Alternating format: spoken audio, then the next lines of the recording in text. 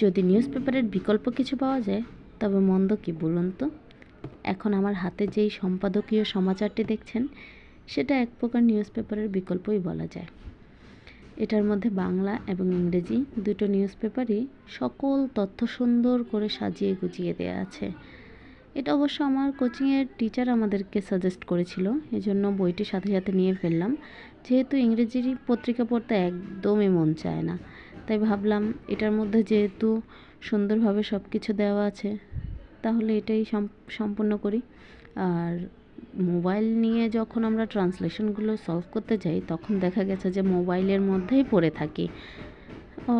আর এই বইটার মধ্যে খুব সুন্দরভাবে ইংলিশ থেকে বাংলা, বাংলা থেকে ইংলিশ দুটোই দেওয়া আছে। আপনারাও পড়তে পারেন, ভালো লাগবে।